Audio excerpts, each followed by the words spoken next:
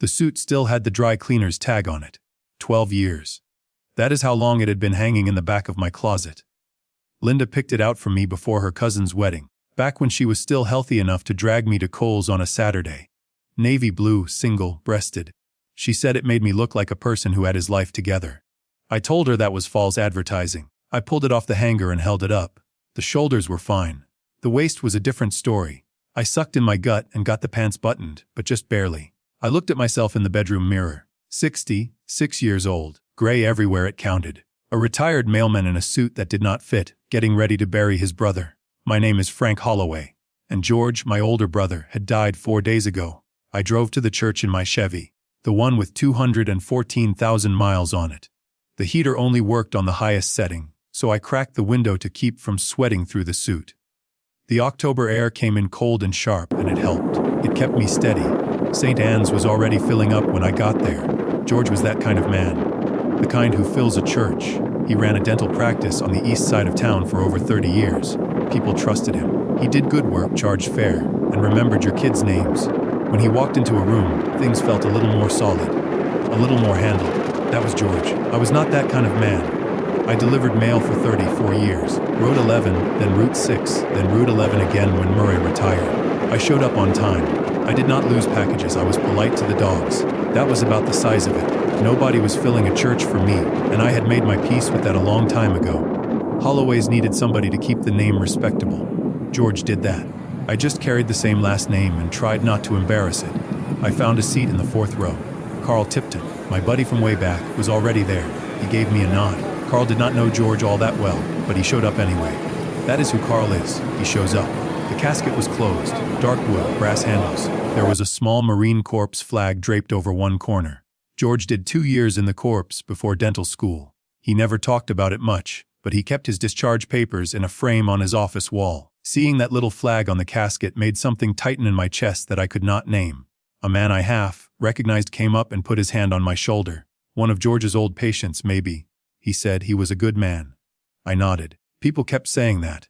He was a good man. He was a good man. Like saying it enough times would explain why he was in that box, and I was sitting here in a suit that did not fit.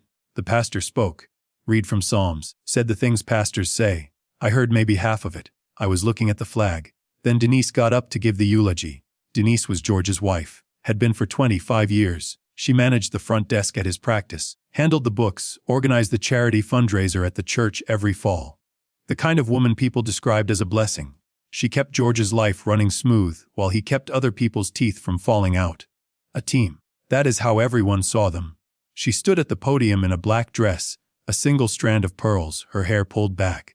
She looked like she had not slept in days but had still managed to hold herself together, which is exactly what you would expect from a woman like Denise. Her voice cracked just enough when she started. Not too much. She talked about how George used to say that the best part of his day was coming home. She said he told her once, early on, that he did not need a big life, he just needed the right person in it. The whole church went quiet. You could hear the candles. You could hear her breathing. A woman 2 rows behind me was crying softly into a tissue. I sat there thinking George was lucky to have her. That was my honest thought in that moment. George was lucky, and now she was alone, and that was the worst part of all of this. I did not think anything else about it. Not then. Somewhere near the end of the service, I looked around the church. I do that when I get restless. Count heads. Old habit from delivering mail. You notice patterns when you walk the same streets every day. Who is home, who is not. Who changed their porch light. Who stopped picking up their newspapers. That is when I saw Sarah. George's daughter from his first marriage. She was 39 now, worked at some accounting firm downtown. She was standing in the very back of the church near the door, not sitting, standing, wearing a plain black coat, no jewelry, no makeup. Her arms were crossed and she was looking straight ahead, but not at the casket, more like she was looking through it. She was not anywhere near Denise, not in the family section, not even close. The two of them did not look at each other once, at least not that I saw. I thought to myself, well, that tracks. Sarah and George had not been on good terms for a couple of years. Something about Denise, something about money. I never got the full story. George did not like to talk about it, and I did not push. Families crack, it happens. I figured they would work it out eventually. Except now there was no eventually. Now George was in a box with a Marine flag on it, and Sarah was standing by the exit like she was not sure she belonged here. I looked away. It was not my business. After the burial, people went to the house, George and Denise's house. Big place, nice neighborhood. The kind of house that reminds you your brother did better than you, and that is just how it went. I stayed about 40 minutes. Shook hands. Ate a piece of pound cake I did not taste. Denise hugged me at the door and said, "Frank, thank you for being here. George loved you so much." I told her to call if she needed anything. I meant it. I drove home. The house was dark when I got in. It is always dark now, has been since Linda passed. I turned on the kitchen light, sat down at the table, and just sat there for a while. There was a framed photo on the counter. George and me, maybe 1978. He was 17, I was 14. I had my arm in a cast because I fell off Danny Brewster's fence and broke it clean through. George rode me to the hospital on the handlebars of his 10-speed, 3 miles. He kept saying the same thing the whole way. "Do not be scared. Frankie, I am right here. Do not be scared." I sat in that kitchen for a long time looking at that picture. Then I turned off the light and went to bed. I thought that was the end of it. The funeral was done. My brother was in the ground. Life would go back to what it was. Coffee in the morning, the yard, the Chevy, Sundays at the VFW with Carl. A quiet, small life that nobody would fill a church for. And that was fine. That was what I had. I did not know that 3 days later, I would get a phone call that changed everything. 3 days passed. I mowed the yard. I went to the VFW and drank coffee with Carl and a couple other guys. I came home and heated up leftover soup and watched the news and went to bed. That is what I do. That is all I have been doing since Linda died, and I had gotten used to it. Routine is what holds a man together when there is nothing else doing the job. On the 4th morning after the funeral, the phone rang. I was at the kitchen table with my coffee. I almost did not pick up because the number was local but not one I knew. But I picked up anyway. When you are 66 and you live alone, you answer the phone. Could be your son, could be the doctor's office, could be anyone. The voice on the other end was careful, measured, the kind of voice that picks every word on purpose.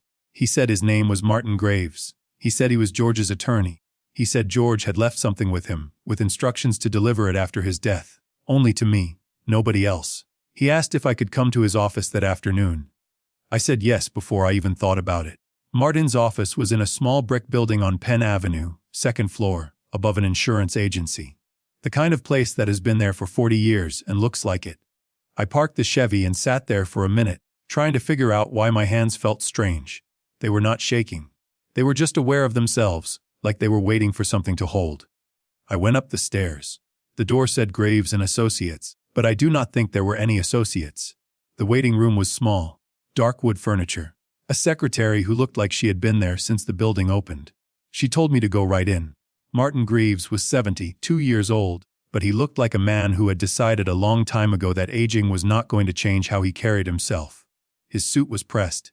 His tie was knotted tight.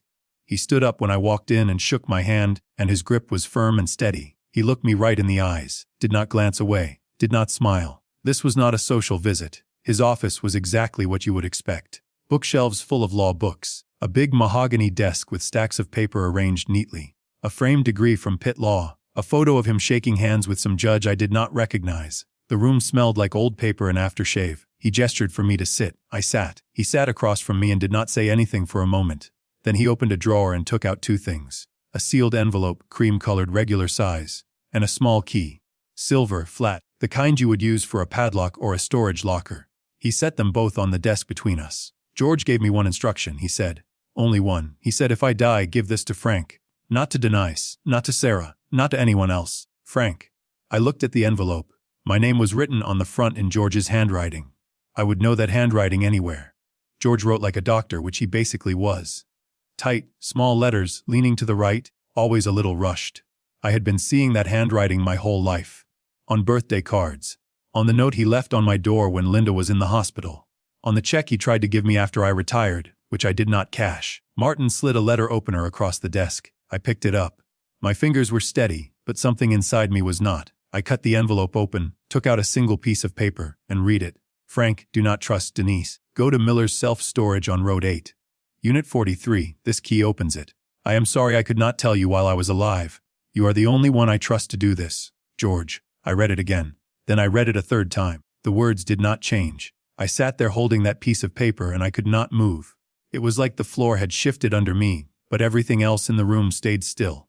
The bookshelves, the mahogany desk, Martin Graves in his pressed suit, watching me with an expression I could not read. Do not trust Denise. That is what my brother wrote. Not Denise is in trouble. Not please take care of Denise. Do not trust her. This was a woman I had known for 25 years. She hosted Thanksgiving at their house every year until George got sick. She sent me a card on my birthday every single year, never forgot. When Linda was dying, Denise drove over with a casserole dish and sat with me in the kitchen for an hour and did not say a word because she knew I did not need words. I thought she was one of the most decent people I had ever met. George was lucky to have her. I believed that my entire adult life. And now my brother, from wherever dead men send their messages, was telling me I was wrong. I looked at Martin. Do you know what this is about? He paused. He chose his words the way a man counts out exact change. George expressed some concerns to me during his last year, he said. He did not share the specifics. He asked me to hold this envelope and deliver it per his instructions. That is what I have done. That is all you can tell me. That is all I am in a position to tell you at this time, Mr. Holloway. I could see it on his face. There was more in there. Behind those steady eyes, behind that careful lawyer voice, there was something he was holding back. But he was not going to give it to me. Not today. He had his rules and he was going to follow them, even if it cost him sleep. I folded the letter and put it in my shirt pocket. I picked up the key. It was warm from sitting on the desk under the lamp. A small thing. Lighter than you would think for something that was about to change the rest of my life. I thanked Martin and left. I sat in the Chevy in the parking lot for 10 minutes before I started the engine. I kept thinking about the last 2 years. George had been sick. His kidneys were failing, then his liver. The last 18 months were bad. I wanted to visit more, but every time I called the house, Denise would answer. She was always kind about it. She would say, Frank, he is having a rough day, maybe next week. Or, the doctor says too many visitors tire him out, and you understand. And I understood. I did not push. I figured she knew best. She was right there with him every day, changing his sheets, giving him his pills, driving him to dialysis. What was I going to do? Argue with the woman who was keeping my brother alive? I saw George maybe 5 times in his last year. 5 times in 12 months. And every visit was short because Denise would come in after 40 minutes and say he needed to rest. George never argued with her. He would just look at me and say, thanks for coming, Frankie. I would squeeze his hand and leave. I thought she was protecting him. That is what I told myself. She is protecting him because she loves him and she knows what he needs and I do not. Now I was sitting in a parking lot holding a key and a letter that said the opposite. I started the car and drove to Route 8. Miller's self-storage was about 20 minutes outside of town. The kind of place you pass on the highway and never think about. A long row of metal buildings with orange roll-up doors, a chain link fence around the perimeter, and a little office trailer near the entrance. The sign was faded. The gravel lot was mostly empty. I checked in at the office. An older woman behind the counter looked up the unit number on her computer and said the account was paid up through the end of next year. Prepaid, she said. Paid in full 14 months ago. She gave me a look that said she did not care why I was there as long as I had a key, which I did. I walked down the row of units. The numbers were painted on the doors in white. 39, 40, 41, 42, 43. I stood there for a minute. The air smelled like metal and dust and cold concrete. A fluorescent light buzzed somewhere above me. I could hear a truck on the highway in the distance. I put the key in the lock. It turned smooth. George had probably oiled it. That was George. Even when he was dying, he thought ahead. I pulled up the door. The space was small, maybe 5 by 10 feet. Not much to look at. 2 plastic storage buns, the kind you buy at Home Depot, a metal file rack with about a dozen hanging folders, and an old toolbox sitting on the floor, the red kind with a latch, like the one our dad used to keep in the garage. No note on the wall. No dramatic setup. Just a man's careful, quiet preparation for the worst. I pulled the lid off the first bin. Files, stacks and stacks of files, bank statements, financial reports from George's dental practice, copies of real estate documents with addresses I did not recognize, insurance papers, tax records. Some of them were originals, some were photocopies. Some had yellow sticky notes on them in George's handwriting, with dates and arrows and question marks. I picked up the first sheet on top. It was a handwritten note from George, on a piece of lined yellow legal paper. The handwriting was shakier than I was used to seeing. The letters wobbled. You could almost feel the effort it took him to hold the pen. He had written a date at the top, and below it, 5 words. Changed without my consent. Not my signature. I did not know what document he was talking about. I did not know what had been changed or who changed it. I picked up the next few pages. More bank statements. Account numbers, transfer records, numbers moving from one place to another on dates that meant nothing to me. I could not make sense of it. I had spent 30, 4 years delivering other people's mail, not reading financial records, but I could read George's handwriting, and I could read the feeling behind it. Every sticky note, every underline, every question mark was the mark of a man who had found something wrong and could not fix it. A man who was running out of time and trying to leave a trail for someone else to follow. I went through the file rack. More of the same. Real estate transfers, corporate filings, trust documents, names I had never heard of, accounts at banks I had never used. All of it organized by date, oldest to newest. George had done this carefully, slowly, over months, maybe longer, while he was sick. While his body was shutting down, his mind was still working, still sorting, still trying to make sense of something that must have kept him up at night. I closed the bin. I put the lid back on. I loaded it into the trunk of the Chevy, along with the first group of hanging folders from the rack. Then I locked the door of Unit 43 and walked back to my car. I sat behind the wheel and took out George's letter again. I had already read it 3 times, but I needed to see those words one more time. You are the only one I trust to do this. Out of everyone my brother knew, the lawyers, the bankers, his old buddies from the Marines, the guys at the country club, the colleagues who filled that church, he picked me. The younger brother who never went to college, the guy who spent his whole career putting letters in boxes, he picked me. I did not know why. I did not know if he was right to. But I knew I was going to find out what was in those files if it was the last thing I did. Not because I wanted money. Not because I wanted to cause trouble. Because my brother asked me. And nobody had ever asked me for anything that mattered before. I drove home. I carried the bin and the folders inside and set them on the kitchen table. I stood there looking at the pile. Bank statements and tax records and legal papers and George's shaky handwriting on yellow notepads. A whole mess of something I did not understand. I needed help. I could not do this alone. I did not have the training for it, did not have the eyes for it. I needed somebody who knew how to read this kind of stuff. Somebody who could look at a pile of records and see the story they were telling. And I knew exactly who to call. I had a friend. An old friend. A man I had known for 35 years, since we both started carrying mail for the post office back in '89. His name was Carl Tipton. Carl had left the Postal Service after about 12 years and got a job as a records clerk at the county building. He spent the next 20 years filing and pulling and organizing public records, property deeds, court filings, marriage certificates, business registrations. Carl knew how paper trails worked. He knew where things were kept and how to find them, and what it meant when something was missing. Carl had been retired for 5 years. He spent his days fishing and drinking coffee at the VFW and complaining about his truck. We did not talk every week. We did not need to. Carl was the kind of friend who would show up with a truck at 7 in the morning if you said you needed to move a couch. No questions. No complaints. That was Carl. I picked up the phone and I called him. I did not sleep that night. I lay in bed with the light off and stared at the ceiling and thought about George sitting in that storage unit, sick, probably in pain, filling plastic bins with bank statements and writing notes in handwriting that could barely hold a straight line. I thought about how long that must have taken him. How many trips. How much effort it cost a man whose kidneys were failing and whose hands were shaking to organize all of that, label it, store it, and then write me a letter and give it to his lawyer and hope that his little brother would figure out what to do with it. I got up at 5, made coffee, sat at the kitchen table, and looked at the bin and the stack of folders I had brought home. I had gone through some of it again the night before, but it was like trying to read a foreign language. I could see the words. I could see the numbers. I just could not make them add up to anything I understood. I needed someone who could. I picked up the phone and called Carl Tipton. Carl answered on the 3rd ring. His voice was the same as always. Flat, unhurried, like a man who had nowhere to be and was fine with it. I told him I needed to come over. I told him I had something I needed his help with, and it was not about fixing a fence or moving furniture. He was quiet for a second. Then he said, "Come on over, I just put coffee on." Carl lived about 15 minutes away, in a small ranch house on a dead-end street near the creek.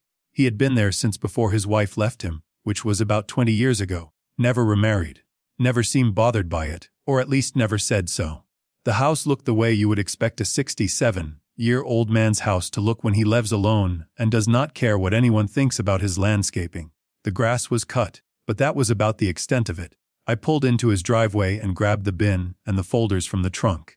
Carl was standing on the front porch with a mug in his hand, watching me walk up. He looked at what I was carrying. He looked at my face. He did not ask any questions. He just held the screen door open and let me in.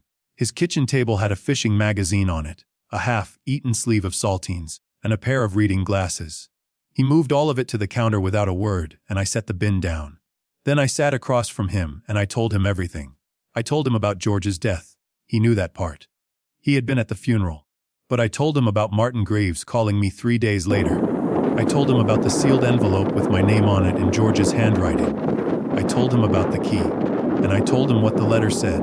My brother left me 2 sentences, Carl. He said, "Do not trust Denise." He gave me a key to a storage unit off Route 8, Unit 43.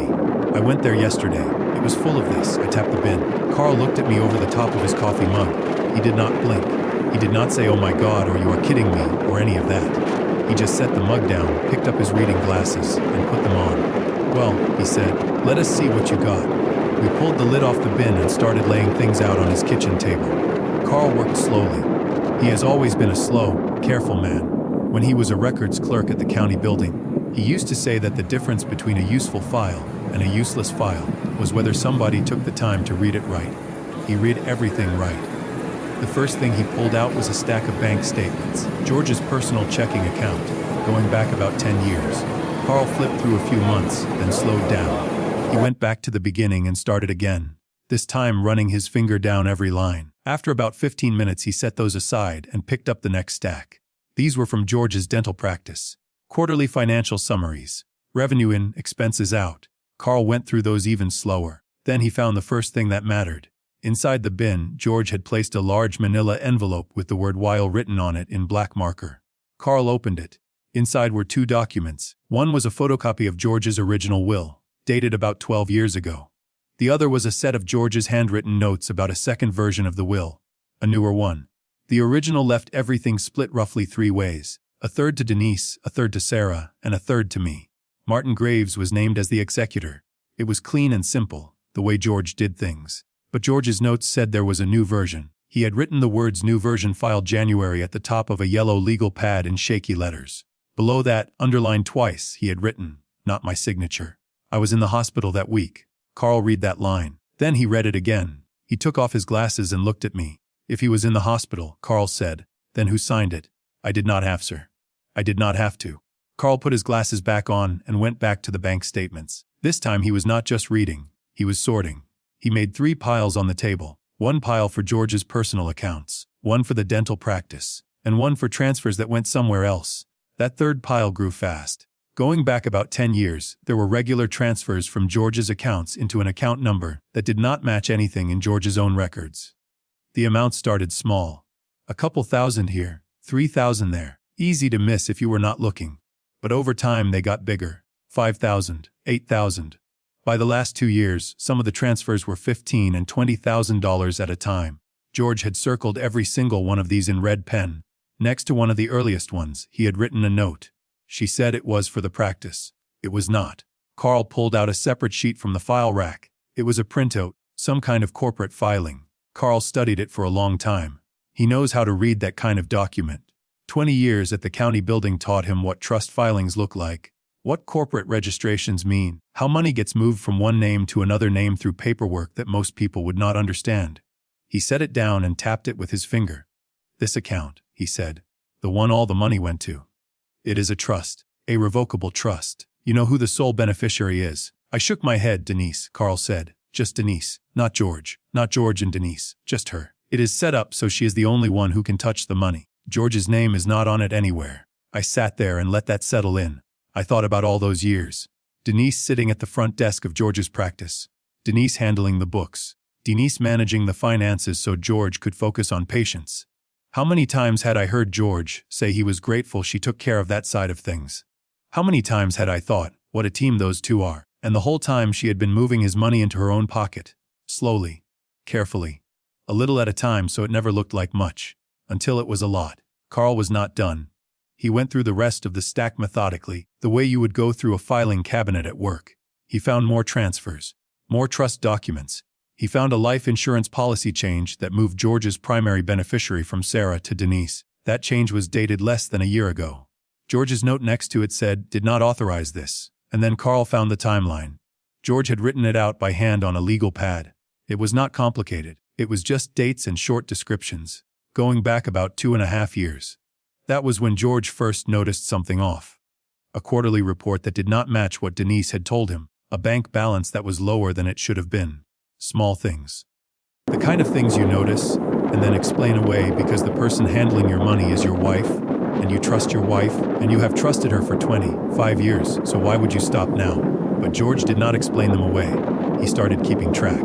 Quietly, he did not confront Denise. He did not tell anyone. He just started writing things down and collecting papers and putting them in a storage unit on Route 8. The timeline covered about 18 months of this. George tracking discrepancies. George pulling copies of documents from his own files when Denise was not at the office. George making notes about conversations where he asked Denise a question about the finances, and her answer did not match what the records showed. The last entry on the timeline was dated about 2 months before George died. The handwriting was so shaky I could barely read it. The letters wobbled, and some of them trailed off like the pen slipped. But I could make out the words. Cannot do this alone anymore. Frank will know what to do. I had to stop reading for a minute. My brother, my big brother, the one who rode me to the hospital on his handlebars when I was 12, the one who got the degree and built the practice and married the pretty wife and did everything right. At the end of his life, sick, scared, being robbed by the woman sleeping next to him, he wrote my name down on a piece of paper and said Frank will know what to do. I did not know what to do. I still did not. But I was going to figure it out or die trying. Carl did not say anything for a while. He got up from the table and went to the counter and poured me a cup of coffee. He set it in front of me and sat back down. He did not tell me it was going to be okay. He did not put his hand on my shoulder. He just gave me the coffee and let me have a minute. That is Carl. He knows when a man needs a cup of coffee more than he needs a speech. After a while, I asked him what he thought. Carl took his glasses off and rubbed the bridge of his nose. He looked at the piles of paper on his kitchen table, all those numbers in neat columns, all those red circles and shaky notes. Frank, he said, this is not sloppy bookkeeping. This is not somebody making mistakes. Somebody spent 10 years moving your brother's money into places he could not see. And that will, the one that got filed in January while he was laying in a hospital bed. If that signature is not his, then somebody forged a legal document. That is not a family argument. That is a crime. I wanted to drive to Denise's house right then. I wanted to walk through the front door and put those papers on her kitchen table and say, "What is this?" I wanted to see her face when she tried to explain it. I wanted to hear what excuse she had. 25 years of marriage, 25 years of George trusting her, and she had been picking his pockets the entire time. Carl saw it on my face. "Do not do that," he said. I looked at him. "You go over there right now," Carl said. "You know what happens. She cries. She says you are confused. She says you are grieving and not thinking straight. She calls a cousin or a neighbor and tells them Frank showed up at my door ranting about money. And by tomorrow morning, every person in this family thinks you are the problem. You are the greedy little brother who could not wait until the body was cold before he started fighting over the estate." He was right. I knew he was right. That is exactly what she would do. "You need a lawyer," Carl said. "You need Martin." I nodded. "But there is something else," Carl said. He picked up one of the trust documents from the table. "This trust was set up 11 years ago. Whoever put this together knew what they were doing. This is not kitchen table stuff. She had help. Somebody set this up for her. Somebody who knows how to hide money inside legal structures. And if she had that kind of help, there might be more you have not found yet." He looked at the bin and the folders on the table. Then he looked at me. "Is this everything from the storage unit?" "No," I said. "There is more. I only took the first bin and the first set of folders. There is another bin and some other things in there." Carl nodded slowly. "Then I think you should go get the rest of it," he said. I drove back to Miller's self-storage that afternoon. Same gravel lot. Same buzzing fluorescent light. Same cold smell of metal and concrete. I unlocked Unit 43 and loaded everything else into the Chevy. The second bin. The remaining hanging folders. And the old red toolbox, which turned out to be full of more documents. These ones in smaller envelopes. Each one labeled with a date in George's handwriting. I brought it all to Carl's place. We did not open the second bin that day. We did not go through the toolbox. We had already spent 6 hours at his kitchen table, and it was getting dark, and we were both tired in a way that was not just about being on our feet too long. But as I was loading the first batch of sorted papers back into a folder to take with me to Martin's office, something fell out from between 2 bank statements. It was a small piece of paper, torn from a notepad. George's handwriting again, steadier this time, like it was written earlier than the other notes. It said, "Talk to Sarah." She tried to warn me. I should have listened. I stood there in Carl's kitchen holding that little piece of paper. Sarah. George's daughter, the one standing by herself at the back of the church. The one who had not spoken to her father in 2 years, because she kept saying Denise was up to something, and nobody believed her. I had not believed her either. I put the note in my shirt pocket and looked at Carl. He was watching me with that steady expression of his. "Tomorrow," he said. "Come back tomorrow. We will go through the rest." I said I would. I drove home with a car full of files and a piece of paper in my pocket with my niece's name on it. George's last words about his daughter. She tried to warn me. I should have listened. I sat in my driveway for a long time before I went inside. The house was dark. It was always dark. But for the first time in a long time, I was not thinking about how empty it was. I was thinking about what I needed to do next. I needed to call Sarah. The next morning I went back to Carl's kitchen table to go through the second bin and the red toolbox. Carl was already set up when I got there. Coffee made. Glasses on. He had cleared the whole table and laid out a clean bedsheet on top of it, so we could sort papers without losing anything. That was Carl. The man treated a kitchen table like a filing system. We opened the second bin first. More bank records. More trust documents. More of the same pattern we had already found, except these went further back. Some of these statements were from 8, 9, 10 years ago. The transfers were smaller then, but they were steady. 2,000 here. 30, 500 there. Every month or two, like clockwork. Carl lined them up by date and just shook his head. "She started early," he said. "This was not something she decided to do last year. She has been at this a long time." I nodded. I was not surprised anymore. I was past surprise. I was somewhere else now, somewhere harder and quieter. Then I opened the toolbox. It was full of smaller envelopes, the regular kind, letter size. Each one had a date written on the front in George's handwriting. I started pulling them out one at a time. Most of them contained copies of documents, insurance filings, things I would need Carl to explain later. But near the bottom, underneath everything else, there was one envelope that was different. It was sealed. The handwriting on the front did not say a date. It said for Sarah. Never sent. I held it for a minute. Turned it over. It was not thick. 1 page, maybe 2. George had written his daughter a letter and never mailed it. He had put it in this toolbox, in this storage unit, with everything else he wanted me to find. I did not open it. That was not mine to open. Whatever George wanted to say to his daughter, she should be the one to read it first. I set the envelope aside and kept going through the toolbox. A few envelopes later, I found another handwritten note on a piece of yellow legal paper. This one was shorter than the others. Just 2 lines. George's handwriting, shaky but clear enough. Sarah was right about her all along. I should have listened. I read it twice. Then I sat back in my chair and looked at Carl. "I need to call Sarah," I said. Carl looked at me over his glasses. He did not ask why. He just nodded. I did not have Sarah's phone number. I had not talked to her in probably 4 years. Maybe 5. The last time was at some family gathering, a cookout at George and Denise's house, and the conversation lasted about 3 minutes. She asked how I was doing. I said fine. She said good. That was it. We were not close. We had never been close. She was George's daughter from his first marriage, and by the time she was old enough to really know me, she was already pulling away from the whole family, or maybe being pushed away. I was not sure anymore. I found her number through George's old address book, which was in the second bin. It was one of those little spiral-bound books from the drugstore, the kind nobody uses anymore. George had kept it updated though. Sarah's name was there with a phone number and a downtown address. I called her that afternoon from my kitchen. She picked up on the 4th ring. Her voice was flat, careful. The voice of someone who has learned to keep a wall up when a family member calls, because family calls have not gone well in a long time. "Uncle Frank," she said. "I was not expecting to hear from you." "I know," I said. "I would not be calling if it was not important." There was a pause. I could hear her thinking, deciding whether to hang up or hear me out. "Is this about the estate?" she said. "Because Denise's lawyer already sent me a letter. I am not contesting anything. I just want to be left alone." That stopped me.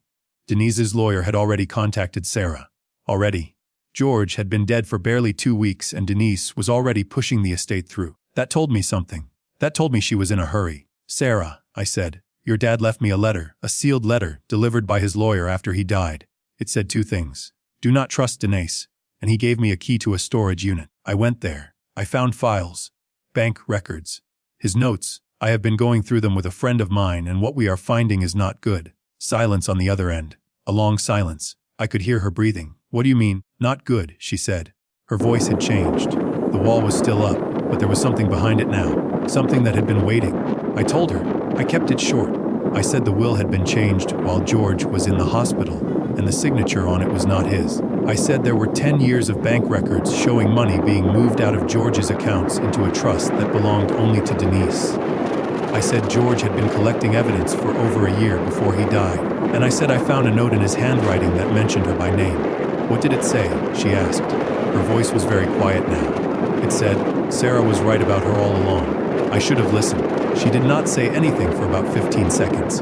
That is a long time on the phone. I just waited. Then I heard her take a breath, the kind of breath that comes right before something breaks. Can I come see you? She said. She came to my house that evening. She drove a small gray car that looked like it had been through a couple of rough winters. She came up the front steps in the same black coat she had worn at the funeral. No makeup. Hair pulled back. She looked tired in a way that was not about sleep. I let her in. I put coffee on. We sat at the kitchen table, the same table where I had been staring at George's files for days. I had put most of the papers away, but the note about Sarah was still out. I slid it across the table to her. She picked it up and read it. Then she set it down very carefully, like it was made of something that could break. She pressed her fingers against her eyes for a moment. When she took her hands away, her eyes were wet, but she was not crying. Not yet. Then she started talking. She said it started when she was 17. George had just married Denise and Sarah, was living with her mother on the other side of town, coming to George's house every other weekend. She noticed right away that Denise took over everything at the dental practice. The woman who had done the books for years, a lady named Ruth, was let go within the first 6 months. Denise said she could handle it herself, save the practice some money. George thought that was great. One less salary to pay. Sarah thought it was strange. She was 17, but she knew you do not hand all your money to someone you just married and tell them to run it however they want. Nobody listened. She was a teenager. What did she know? A few years later, Sarah was in her early 20s and studying accounting. She was at the practice one afternoon, waiting for George to finish with a patient so they could go to lunch. Denise was in the back office. Sarah walked in to say hello and saw Denise signing a document. Not her own name, George's name. Denise covered it fast, said it was just a routine insurance form George had asked her to sign for him because he was busy. Sarah did not buy it. She told George that night at dinner. George's reaction was the beginning of the end for them. He did not get angry at Denise. He got annoyed at Sarah. He said Denise handles the business side. You do not need to worry about it. She has been doing this for years and I trust her. Sarah pushed back. George shut it down. They did not talk for 2 weeks after that. That was the pattern, Sarah said. Every time she raised a concern, George defended Denise and pulled back from Sarah. Not because he was blind, Sarah thought. Because admitting his daughter might be right would mean admitting his wife was doing something wrong, and George could not face that, so he chose the easier path. He chose not to look, and Sarah kept pushing because that is who she is. She pushed harder and the gap got wider. She said things she should not have said. She called Denise names. She told George he was being played. George told her she was being disrespectful and ungrateful. Denise sat in the background through all of this and never once raised her voice. She did not need to. She just let Sarah be the angry one, the difficult one, the one who was always causing problems. And the more Sarah fought, the more she looked like the problem. Then George got sick. And that is when things got really bad. Sarah tried to visit. The first couple of times, Denise was polite about it. Oh, he is resting today, maybe come back Thursday. Thursday came and it was the same thing. Then Denise stopped being polite. She told Sarah directly that her visits got George upset, that the doctors had said stress was dangerous for him, that Sarah needed to think about what was best for her father instead of what she wanted. Sarah tried going around Denise. She showed up unannounced one Saturday morning. Denise met her at the front door and did not let her in. Said George was sleeping. Sarah could see through the window that the living room light was on. She called George's cell phone. He picked up. He sounded exhausted. She told him she was standing outside his house and Denise would not let her in. George said, Sarah, please, I can't do this right now. Just let it go. Please. That was the last real conversation she had with her father. After that, she sent 2 more text messages that he never answered. She wrote him a letter that she does not know if he ever received. Then she stopped trying. The last thing she said to him, the last real thing before the silence started, was on that phone call. She said, if you will not protect yourself, I cannot do it for you. He died 14 months later. She heard about it from a cousin. Sarah was looking at me across the kitchen table when she finished. Her coffee was untouched. Her eyes were dry now. The tears had come and gone somewhere in the middle, quick and quiet, and she wiped them away like they annoyed her. Then she asked me a question. She asked it simply, no drama, no pleading. Just a straight question from a woman who had spent 10 years being told she was wrong. Do you believe me, Uncle Frank? I looked at her. George's daughter. She had his eyes, that same steady, serious look. She was 30, 9 years old, and she had the expression of someone who had been carrying something heavy. For so long she had forgotten what it felt like to put it down. I said, I believe you, and I am sorry it took this long for anyone to say that. She closed her eyes, just for a second. When she opened them, something had shifted. Not a big shift, a small one. Like a door that had been locked for years had opened just a crack. We sat there for a while after that. I told her about Carl, about what we had found in the bank records and the trust documents. She asked smart questions, accounting questions, things I would not have thought to ask. She wanted to see the transfer records. I showed her a few. She went through them fast, the way someone does when they read numbers for a living. Her jaw tightened. She did not say anything for a long time. Then she said, "This is worse than I thought. This is a lot of money, Uncle Frank, a lot." The next day I went to see Martin Graves. I brought the key documents Carl and I had sorted. The 2 versions of the will, the transfer records, George's handwritten timeline. I laid them on Martin's mahogany desk the way Carl had shown me, organized by date with the most important pages on top. Martin went through them slowly. He did not rush. He read every page. He took his own notes on a legal pad in small, precise handwriting that was nothing like George's. When he got to the transfer records showing money going into Denise's trust, he stopped and went back and read them again. Then he set down his pen and looked at me. "I want to be careful about what I say here," he said. "George came to see me several times during his last year.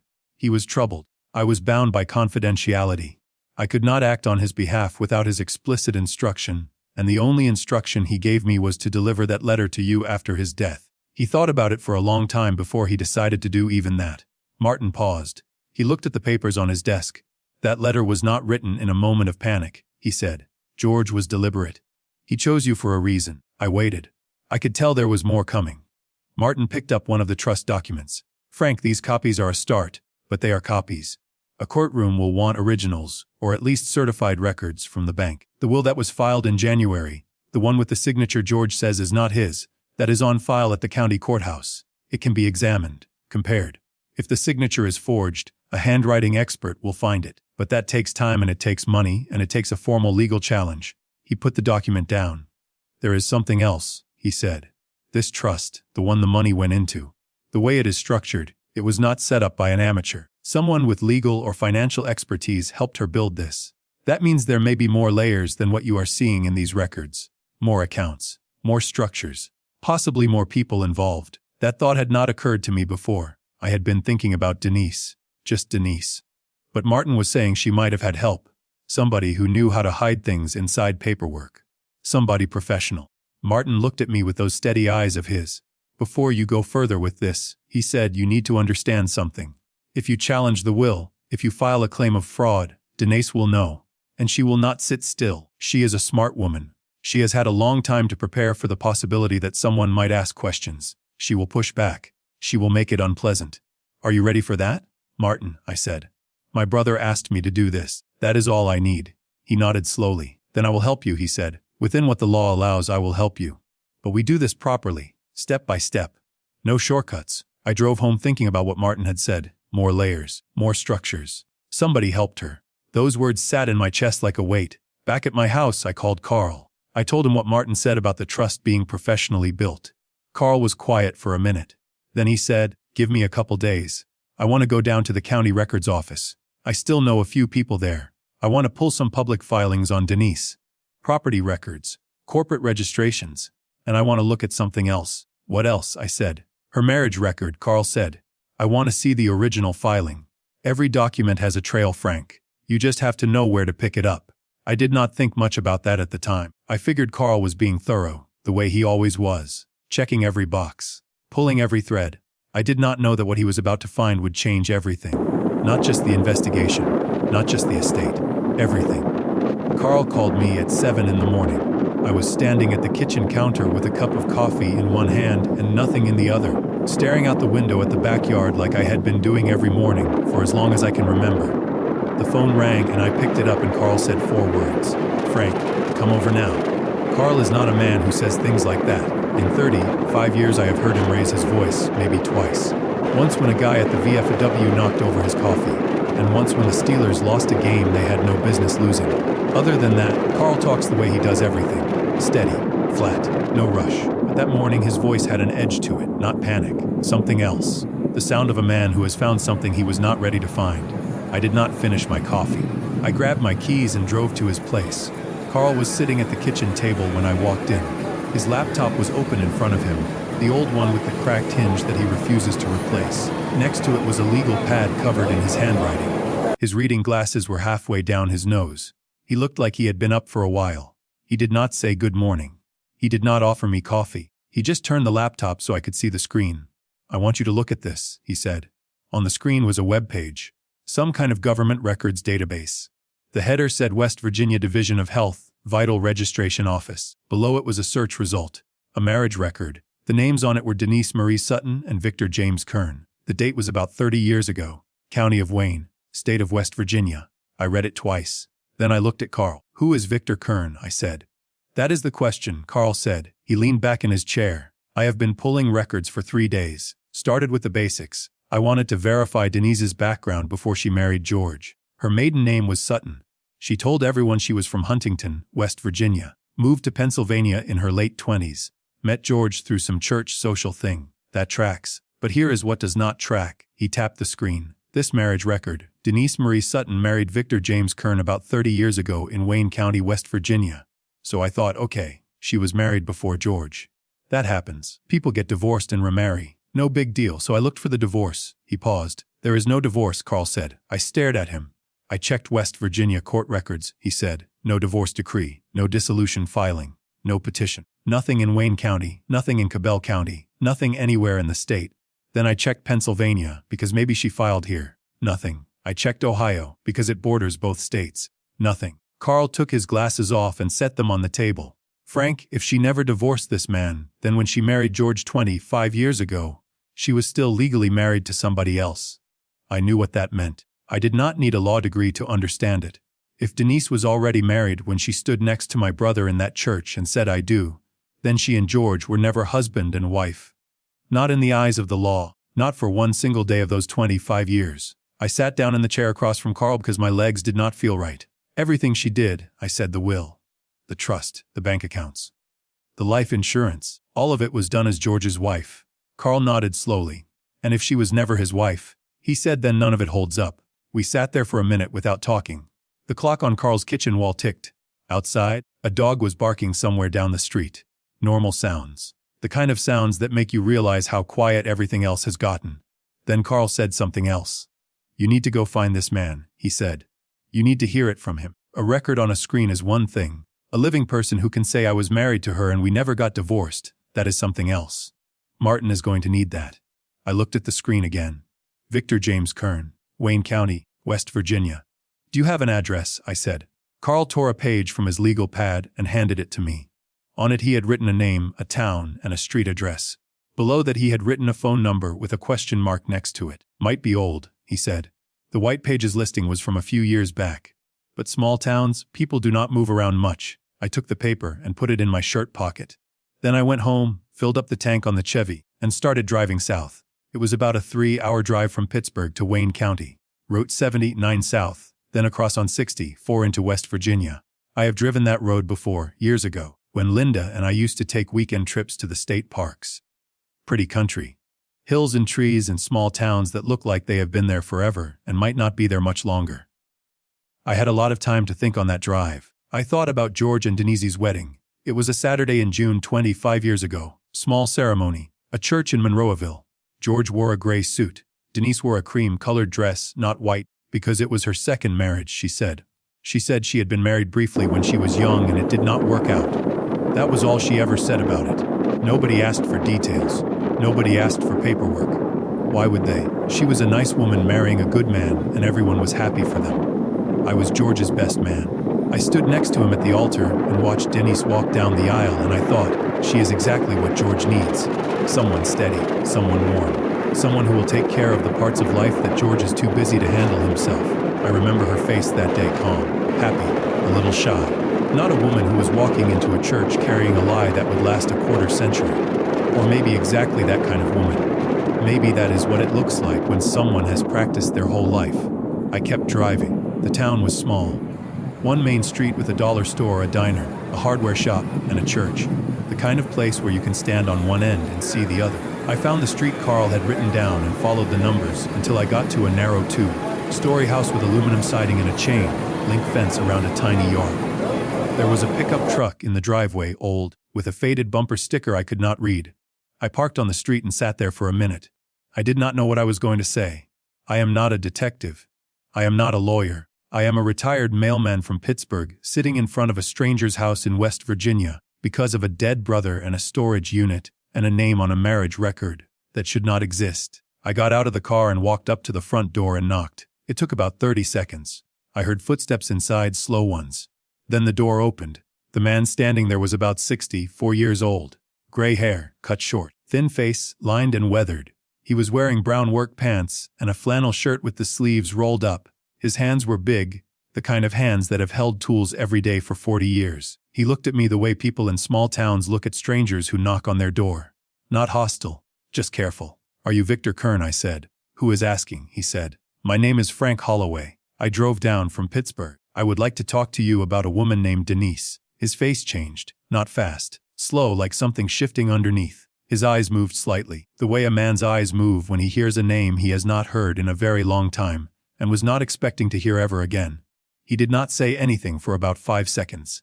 Then he pushed the screen door open and stepped aside. "You better come in," he said. His apartment was small, clean but worn down, a kitchen with a formica table, a living room with a recliner and a television that was not turned on. On the wall there was a clock and a calendar from the hardware store and nothing else. No family photos. No decorations. The home of a man who has been living alone for so long he has stopped pretending it bothers him. He offered me a glass of water. I took it. We sat at his kitchen table. He waited for me to talk first. I told him why I was there. I kept it simple. I said my brother George married a woman named Denise about 25 years ago in Pennsylvania.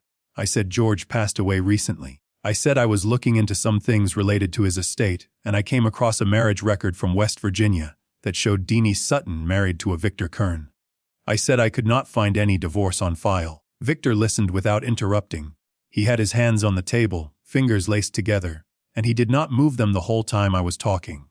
When I finished, he was quiet for a long moment. Then he unlaced his fingers and rubbed the side of his face. "She married someone else," he said. His voice was flat, not angry, just flat. "Yes," I said. "About 25 years ago, my brother." Victor nodded slowly, like he was absorbing it one piece at a time. "We were married about 30 years ago," he said. "I was 29. She was 24. We had been together about 2 years before that. Then one morning I woke up and she was gone. Clothes, suitcase, car, no note. Nothing. I came home from work and the closet was half empty and that was it." He paused. "I waited for her to come back," he said. "I waited a long time. A couple years. Then I stopped waiting. But I never filed for divorce. Lawyers cost money I did not have, and I was not planning on getting married again. So I just left it alone." I asked him the question I had come 3 hours to ask. "Victor," I said, "did you ever sign any divorce papers? Did she ever send you anything to sign? Did any court ever contact you about a divorce proceeding?" He shook his head. "Never," he said. "Not once. I never signed anything. Nobody ever contacted me. I do not even know where she went after she left. Until you walked up to my door right now. I did not know if she was alive or dead." He said that last part without any self-pity. Just a fact. Like telling me the weather. Then he said something that I have not been able to get out of my head since. "She did not even bother to divorce me," he said. "I was not even worth the paperwork to her. 30 years. She just erased me, like I never existed." I looked at this man across his kitchen table, 64 years old, working at a hardware store warehouse, living alone in a small apartment in a small town in West Virginia, a man whose wife walked out on him 30 years ago and never looked back, never called, never wrote. Never even bothered to file the papers that would have officially ended it, because to Denise, he did not matter enough to end things with. He was not a person she needed to finish business with. He was nobody. He was nothing. And while Victor Kern was sitting in this apartment being nobody, Denise was in Pittsburgh being Mrs. George Holloway, hosting Thanksgiving, running the books at the dental practice, going to charity events, building a trust fund with money that was not hers, forging signatures on a will, keeping a dying man away from his own family so nobody would ask questions. She did all of that standing on top of a lie. And the lie was this man sitting across from me with his big hands and his empty walls and his 30 years of silence. I told Victor what I was doing. I told him I was trying to make this right for my brother and my niece. I told him I might need his help. A statement, maybe a signature on a document, maybe down the road, talking to a lawyer. He did not hesitate. If you need me to say what I just said to someone official, he said, I will do it. I do not know your brother. I am sorry he is gone. But if she did to him what she did to me, then somebody ought to say something. I thanked him. I shook his hand. His grip was strong, the grip of a man who carries things for a living. I walked out of his apartment and got in my car and sat there for a minute before I turned the key. I drove north toward Pittsburgh with the windows cracked and the radio off. 3 hours of highway and hills and my own thoughts. This is what I knew now. Denise was never George's wife. Their marriage was never legal. She knew it. She had to have known it, because she was the one who left Victor without filing for divorce. She walked into that church knowing she was still married to another man. She said I do, knowing it meant nothing. And then she spent 25 years building a life on that nothing, taking George's money, taking his trust, taking his name, taking his daughter away from him, taking his last years and filling them with isolation so he would die quiet and nobody would look too close. She took everything she could carry, and she did it with a smile and a casserole dish and a soft voice that made everyone think she was a good woman. I was gripping the steering wheel so hard my knuckles hurt. I made myself loosen up. I took a breath, then another. If you have been listening this far, you already know what kind of person she is. And you know she has not paid for any of it yet. If you are feeling what I was feeling on that drive home, leave one word in the comments. Just one word. That is all I need to know. I am not alone in this. I got back to Pittsburgh around 9 that night. The city lights came up over the hills the way they always do, and for a second everything looked normal. My neighborhood, my street, my dark little house with the porch light on, because I leave it on when I go out, a habit from the days when Linda was waiting up for me. I was going to call Martin. I was going to tell him everything. But before I could pick up the phone, it rang. The number on the screen was one I knew. It was Denise. I almost did not answer. My thumb sat there on the button for about 3 rings.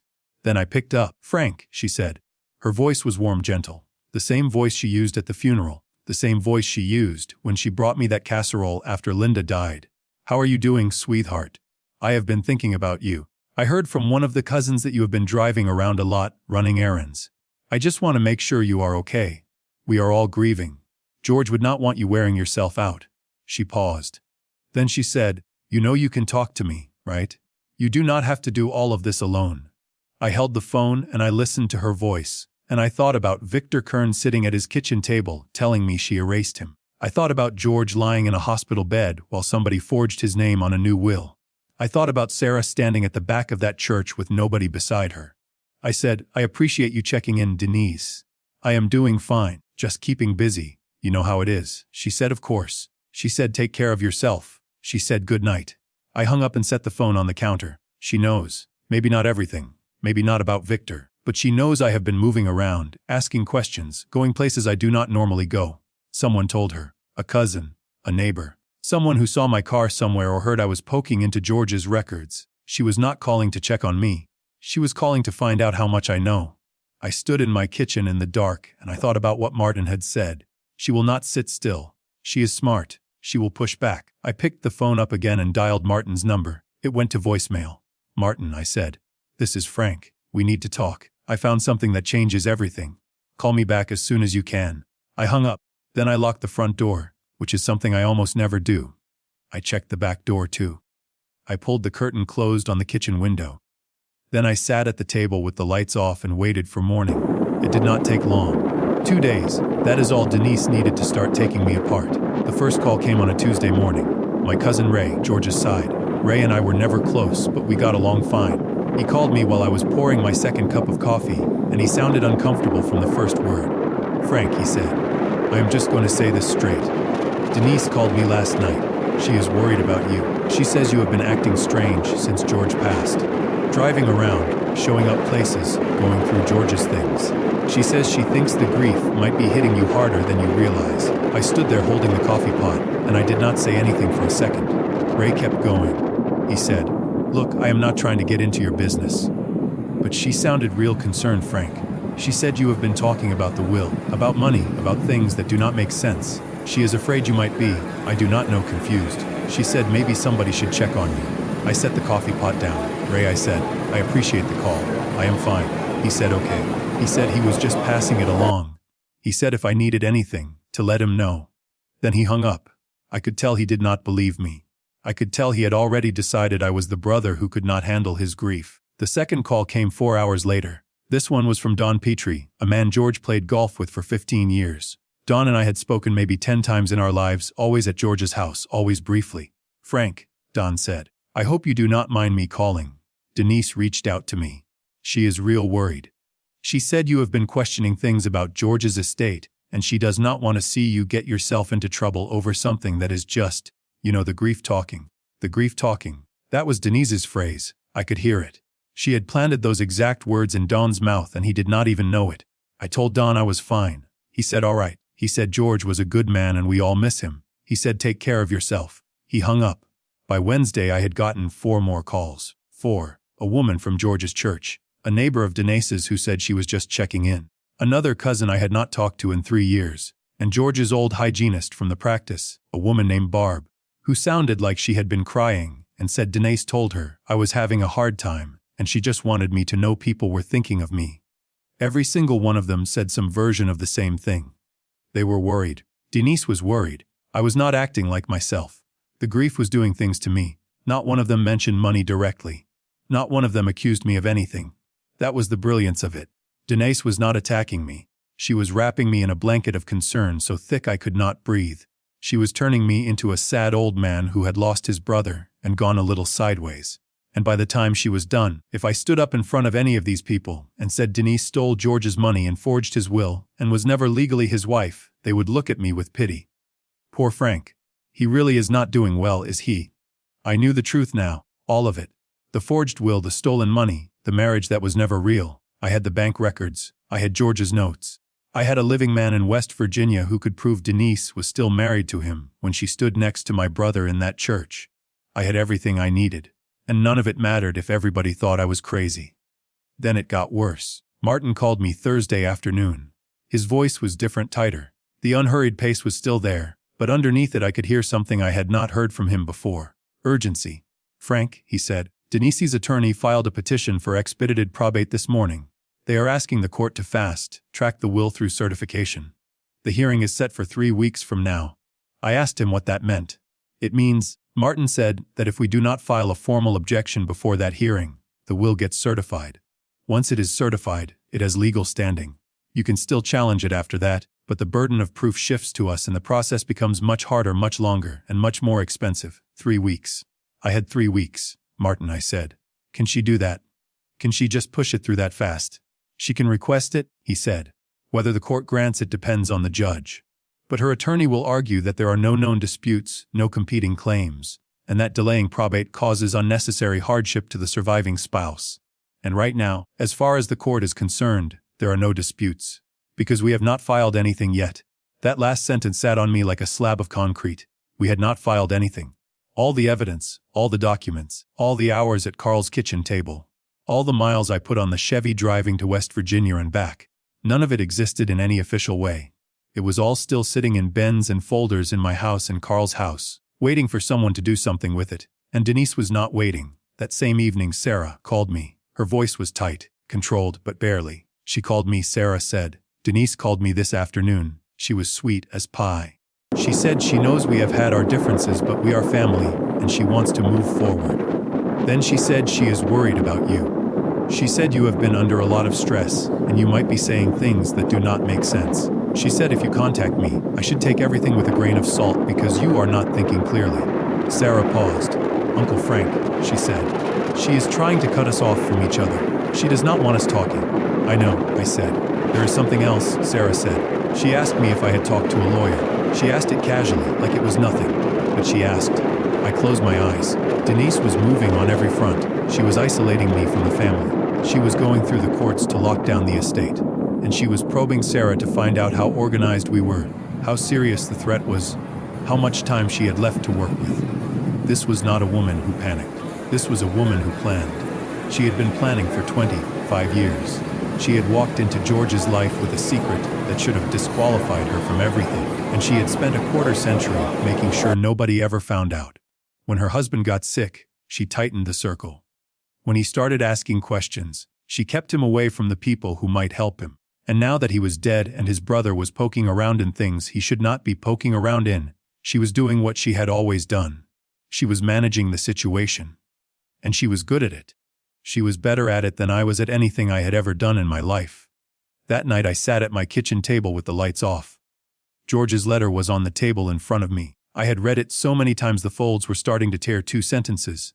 Do not trust Denise. Unit 43. I thought about what I had done so far. I had opened a storage unit. I had looked at some papers. I had asked my friend to help me read them. I had driven to West Virginia and talked to a man on a porch. That was it. That was the sum total of what I had accomplished in 3 weeks of running around like I knew what I was doing. And what had Denise done in that same time? She had turned half the family against me. She had filed a legal motion to lock down the estate. She had mapped out exactly who I was talking to and tried to poison those connections before I could use them. I was a retired mailman. I delivered letters for 34 years. The most complicated thing I ever dealt with at work was a route change.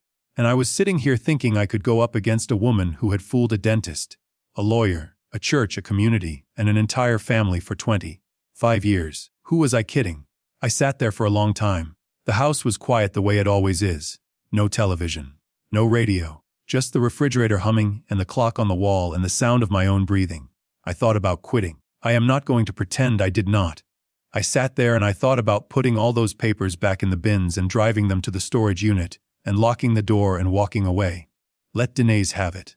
Let her have the money. Let her have the house. Let the will go through.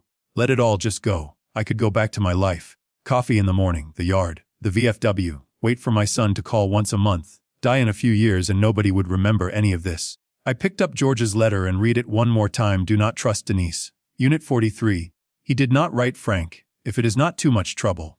He did not write Frank, only if you feel up to it. He wrote my name and he gave me a job. The only job he ever asked me to do. In 66 years, my brother never once asked me for a thing, and now he was asking me for this, and I was sitting in the dark thinking about quitting, because a woman made some phone calls and filed some papers. I put the letter down. I did not feel better. I did not feel brave. I felt tired and old and outmatched. But I also felt something else. Something smaller and harder, like a nail that would not come out of a board no matter how many times you hit it. I was not going to quit. Not because I thought I could win, but because George said Frank will know what to do, and if I walked away now, that sentence would follow me into the ground. The next morning Carl showed up at my house. I had not called him. He just came. He was standing on my front porch at 7:30 with 2 cups of gas station coffee, the kind that comes in the paper cups with the brown lids. He did not say good morning.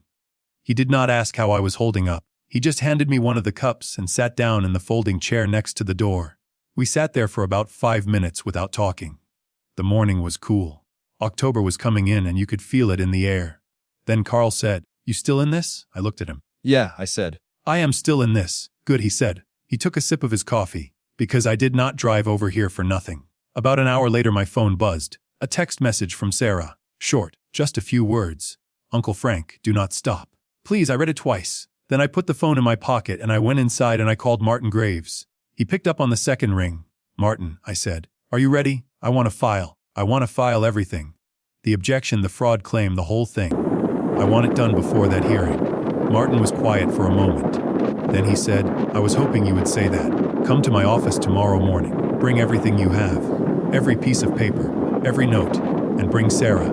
She needs to be part of this as George's daughter. Her standing is stronger than yours in probate court." I said I would. Martin said one more thing before he hung up. "Frank," he said, "once we file, there is no going back. You understand that? Denise will know exactly what is coming. She will know about the forged signatures. She will know we have the bank records. And when she sees what else we have, the marriage records, Victor Kern, all of it, she is going to fight with everything she has. This gets ugly from here." "I know," I said. "Are you sure?" he said. "Martin," I said, "I have been sure since I opened that storage unit. I just needed a minute to remember it." I hung up. Then I called Sarah and told her to clear her morning. Then I called Carl and told him I would need copies of everything he had pulled from the county records. Carl said, "Already done. They are in a folder on my kitchen table. I will bring them over tonight." That is Carl. He does not wait to be asked twice. I spent the rest of the day organizing every piece of paper I had. Bank statements in one stack. Trust documents in another. George's handwritten notes in order by date. The 2 versions of the will side by side. Victor Kern's address and the marriage record from West Virginia. I laid it all out on my kitchen table the way Carl had taught me. Clean, sorted, ready. Then I stood back and looked at it, a dead man's evidence, spread out on a table in a kitchen that smelled like old coffee and dish soap. It did not look like much. It looked like what it was. A bunch of papers in a small house belonging to a small man. But those papers told the truth. And tomorrow morning, the truth was going to walk into a lawyer's office and sit down at the table and not leave until somebody listened. I turned the kitchen light off and went to bed. I did not sleep much. But for the first time in days, it was not because I was scared. It was because I was ready. The next 2 weeks were the busiest of my life. Busier than any Christmas rush at the post office. Busier than the week Linda got sick, and I was running between the hospital and the house and the pharmacy and back again. But a different kind of busy, a focused kind. The kind where every day has a purpose and every hour counts. Martin ran the legal side. He prepared the filings. He contacted a handwriting expert, a woman named Dr. Ellen Schieffer from the University of Pittsburgh, who had done forensic document work for 30 years. He sent her copies of the 2 wills and samples of George's real signature. Her preliminary opinion came back in 4 days. The signature on the January will showed significant inconsistencies with the known signatures. In plain language, somebody else signed George's name. Martin also got Victor Kern's affidavit notarized and filed. Victor drove to a notary in his town and signed the document in front of a witness. He called me afterward. Short call. He said I signed it. I said, "Thank you, Victor." He said, "You do not need to thank me." He hung up. Sarah handled the financial side. She took the bank records and the trust documents home and went through every line with the eye of someone who does this for a living. She built a spreadsheet. Every transfer, every date, every amount, every account number. When she was done, the total was more than I had guessed. A lot more. I am not going to say the exact number, because that is going to matter in court. But it was enough to make you sick. I was the one who carried the boxes. I drove papers from my house to Martin's office. I drove copies to Sarah. I made sure everyone had what they needed. I was the legs of the operation, same as I had been my whole working life, carrying things from one place to another, making sure they got there. Martin filed the will contest and the emergency petition for an estate freeze on a Monday morning. By Wednesday afternoon, the judge had granted both. The will was suspended. Every account, every asset, every piece of property tied to George's name was locked. Nothing could be moved, sold, or transferred until the court sorted it out. Martin called me with the news. His voice was calm, but I could hear something underneath it. Not excitement. Relief. Like a man who had been holding his breath for a long time and finally let it out. "It is done," he said. "The freeze is in place. Now we wait for the other side to respond." We did not wait long. Denise's lawyer called Martin the next day. His name was Aldrich. Martin said Aldrich sounded careful on the phone. Professional, but rattled. He said his client was open to a meeting. He said she wanted to understand the nature of the claims and discuss a resolution.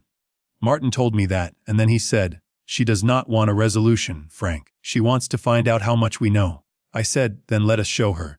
The meeting was set for the following Tuesday, 10 in the morning. Martin's office on Penn Avenue, second floor of an old brick building with tall windows and wooden floors that creaked when you walked on them. Martin had been in that office for over 30 years. He knew every crack in the ceiling. I got there early. I wore the same suit I wore to George's funeral. It was the only suit I owned. Sarah came in a few minutes after me. She was wearing a dark blue jacket and her hair was pulled back tight. She looked like she had not slept much, but her eyes were clear. She carried a leather bag with her spreadsheets inside. She sat down next to me in Martin's conference room.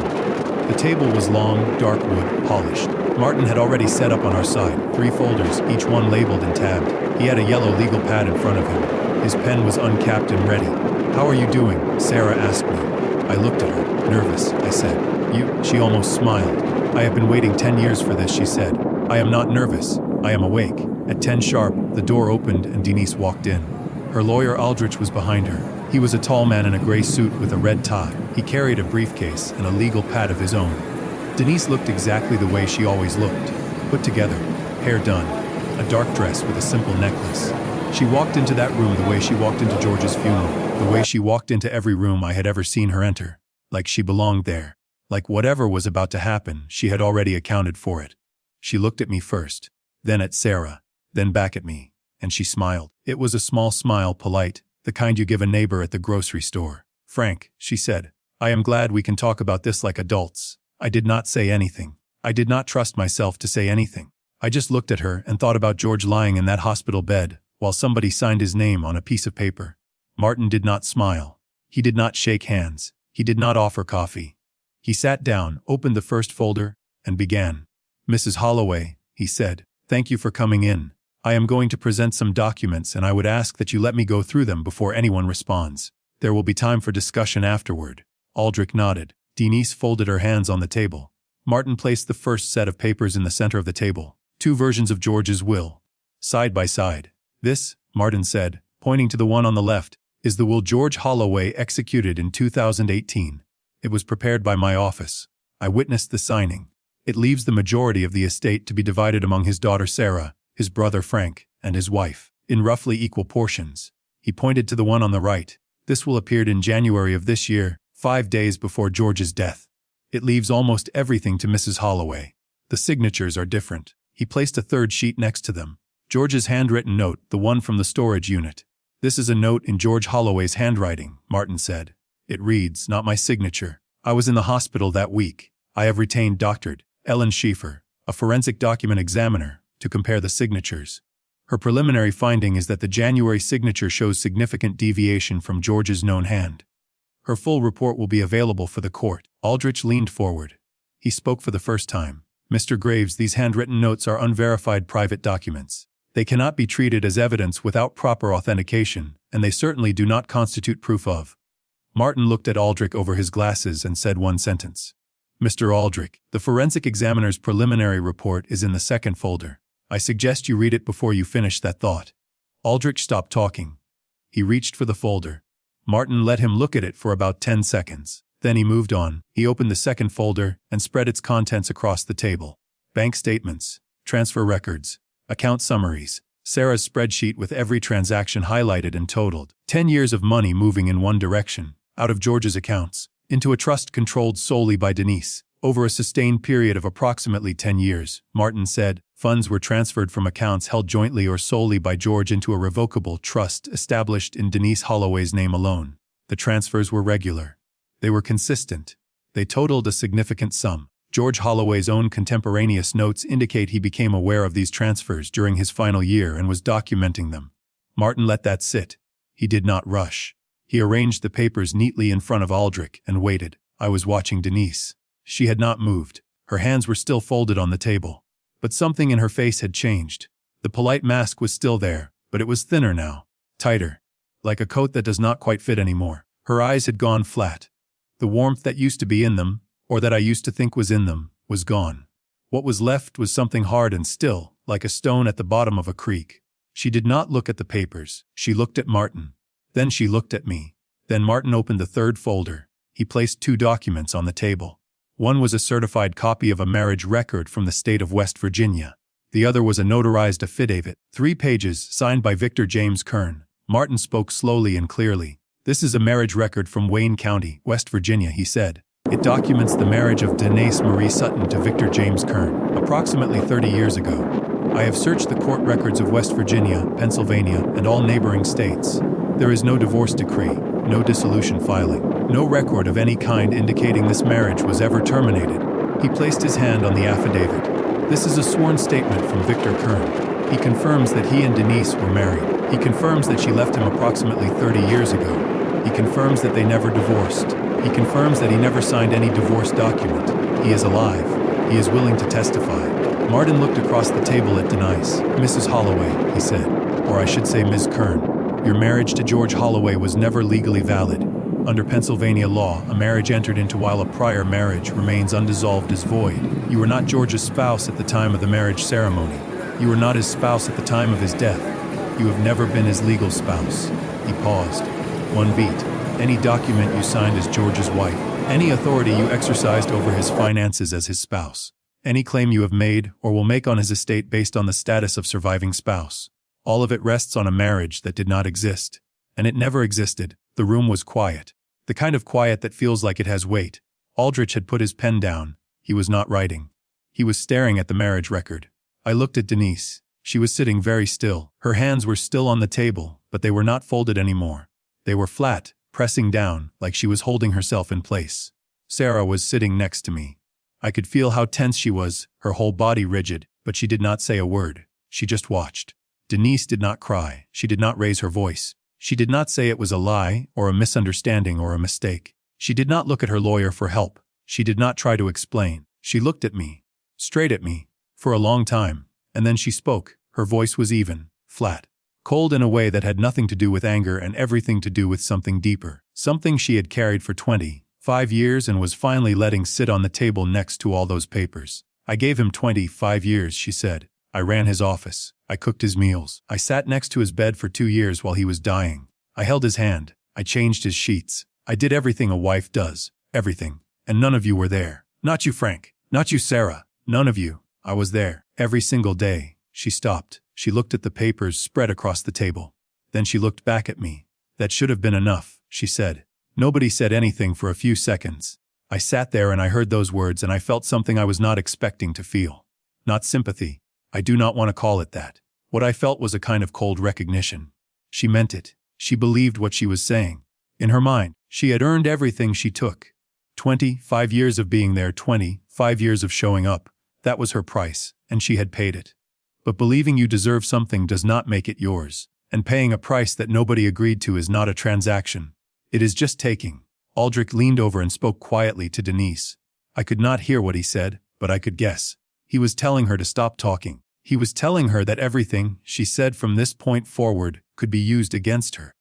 He was probably also telling her that the marriage record alone made this case unwinnable, and that fighting it would only make it worse. There were civil issues. There were potential criminal issues. Forging a signature on a will is a crime. Bigamy is a crime in Pennsylvania. Denise listened to her lawyer. Then she looked at the table one more time. She did not nod. She did not agree out loud. She just stopped talking. It was over and she knew it. Martin handled the rest. He laid out the terms. Full audit of every account and trust. The frozen assets remain frozen. The January will is withdrawn. The original 2018 will is reinstated for court review. Denise is to cooperate fully with the forensic accounting review. Any further transfers, dispositions, or alterations to any asset connected to George's estate would be reported to the district attorney. Aldrich said he would review the terms with his client. Martin said that was fine. He said the court would proceed regardless. We stood up. Aldrich shook Martin's hand. Professional courtesy, nothing more. Denise stood up and gathered her purse. She did not shake anyone's hand. She walked to the door and stopped for 1 second with her back to us. Then she went through it and was gone. I stood there in Martin's conference room and I looked at the table covered in papers. George's handwriting. George's bank records. George's life, spread out in folders and spreadsheets and legal language. All of it just paper. All of it just ink and numbers and dates. But it was enough. It was enough to do what George asked me to do. Martin put his hand on my shoulder. He did not say much. He said, "You did right by him, Frank." Sarah was standing by the window. The light was coming in from Penn Avenue and it caught the side of her face. She was crying. Quiet tears, the kind she would probably be embarrassed about later. But right then she was not trying to stop them. I walked over to her and I did something I had never done before in all the years I had known this woman. I put my arms around her. She was stiff for a second, the way people are when they are not used to being held. Then she was not stiff anymore. We stood there for a minute. Uncle and niece, two people who barely knew each other 6 weeks ago, standing in a lawyer's office, holding on. Then we let go and she wiped her eyes and I wiped mine, and we walked out of that building and into the October air. I drove home with the windows down. The trees along the parkway were turning, reds and yellows and that deep orange that only lasts about a week before it all goes brown. It was a beautiful day. The kind of day that does not care what you have been through. It just shows up and does what it does. I pulled into my driveway and turned off the engine and sat there for a while. The house looked the same as it always did. Small, quiet. The porch light was on from last night. I did not feel like celebrating. I did not feel like calling anyone. I felt like a man who'd been carrying a heavy box up a long flight of stairs and had finally set it down. My arms were still shaking. My legs were tired. But the box was down. It was on the table. And it was not mine to carry anymore. I went inside and made a pot of coffee and sat at the kitchen table. George's letter was still there, right where I had left it. 2 sentences in my brother's handwriting. I picked it up and read it one last time. I did it, George. I do not know if I did it the way you would have. I did it my way, which is the slow way, the messy way, the way a mailman does things. 1 step at a time, 1 door at a time. But I got there. I set the letter down and drank my coffee. There was still one more thing I had to do. Back at my house, in the bottom of the red toolbox from the storage unit, There was a sealed envelope in George's handwriting. It said, "For Sarah, never sent." I had not opened it. That was not mine to open, but it was mine to deliver. It had always been mine to deliver. That is what I do. That is what I have always done. I picked up the phone and called Sarah. "I have something for you," I said. "From your dad." The weeks that followed were quiet. The kind of quiet that comes after a long storm, when the wind stops and the trees are still dripping, but the sky is starting to clear, and you can finally hear the birds again. Martin handled the legal work. I did not need to understand every piece of it, and I am not going to pretend I did. But here is what it came down to. The January will, the one with the forged signature, was thrown out. George's original will, the one he signed back in 2018 with Martin as witness, was restored. Sarah, as George's daughter, received what her father had always intended for her. I received my share too. It was more than I expected, more than I needed. But it was what George wanted, and that was enough. As for Denise, there were legal matters still moving through the system. Civil and criminal both. Martin told me the details once and I told him I did not need to hear them again. That was not my business anymore. I had done what George asked me to do. The rest was for lawyers and judges and whatever Denise's conscience looked like at 3 in the morning. If she had one. I do not spend time thinking about her. I spent enough. About a week after the meeting at Martin's office, I drove out to the storage unit one last time. I had already taken most of the files and given them to Martin. But there was one thing left. At the very bottom of that red toolbox, underneath the bank records and the handwritten notes and the old tax returns, there was a white envelope. Standard size. Sealed. On the front, in George's handwriting, it said, "For Sarah, never sent." I had seen it weeks ago. The first time Carl and I went through everything. I had not opened it. It was not mine to open. But I had not forgotten it either. It sat in the back of my mind every day. The way a package sits on a shelf at the post office when you know exactly who it belongs to, but you have not been able to deliver it yet. I picked it up and put it in my jacket pocket and drove home. Then I called Sarah. "I have something for you," I said. "From your dad. I think you should read it at his grave." She was quiet for a second. Then she said, "Okay." We met at the cemetery on a Saturday morning. Late October. The trees around the grounds had turned full color, reds and golds, and that burnt orange that makes everything look like it is on fire in slow motion. It was cool but not cold. A good day for being outside. George's headstone was simple. Gray granite. His name, his dates, and one line that Denise had chosen. "Beloved husband and friend." I looked at those words and I did not say anything about them. It did not matter anymore. The stone could say whatever it wanted. The truth was in the envelope in my hand. Sarah stood next to me. She was wearing a brown coat and her hands were in her pockets. She looked smaller out here than she did in Martin's office. Less like the tough woman who built spreadsheets and more like somebody's kid standing in front of her father's grave. I took the envelope out and handed it to her. "He wrote this," I said. "I do not know when. I found it at the bottom of the storage unit. I never opened it." Sarah looked at the envelope. She turned it over. She ran her thumb across George's handwriting. Then she opened it carefully, the way you open something you know you are only going to open once. Inside was a single sheet of paper, folded in thirds. George's handwriting, same as the notes in the storage unit, but neater. Like he had taken his time with this one. Sarah unfolded it and read it. I did not read over her shoulder. I stood a few feet away and looked at the headstone and the trees and the sky, and I let her have that moment with her father. The last moment she was ever going to get. It took her a long time to read one page. I think she read it more than once. When she was done, she did not say anything at first. She folded the letter back up and held it against her chest with both hands, pressing it there like she was trying to push the words through her ribs and into her heart where they could stay. Then she told me what it said. Not all of it. Just the parts she wanted me to hear. She said George wrote that he was sorry. That he should have listened to her years ago. That she had tried to warn him and he had been too stubborn and too proud to hear it. She said he wrote that the last 2 years, when they barely spoke, were the worst years of his life, worse than being sick, worse than anything. She said he wrote that he started the letter a dozen times and never finished it because he kept thinking he would say it in person. He kept thinking there would be time. She said the last line was, "I was too proud to say it while I was still here. You were right, Sarah. About all of it. I am sorry. I love you, Dad." Sarah wiped her eyes with the back of her hand. She looked at me. "He knew," she said. At the end he knew. "Yeah," I said, "he knew." She nodded.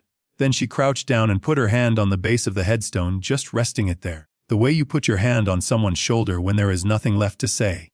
We stayed for a while. Neither of us talked. A couple of birds were going back and forth in the trees. Somewhere past the fence a lawn mower was running. Regular sounds. Life sounds. The world does not stop for the things that matter most to you. It just keeps going, and you keep going with it. When we walked back to the parking lot, Sarah stopped at her car and looked at me. "Thank you, Uncle Frank," she said. "For everything." I shook my head. "Do not thank me," I said. "Your dad asked me to do something and I did it. That is all." She smiled a little. "That is not all," she said. "And you know it." She got in her car and drove away. I stood there for a minute, then I got in mine.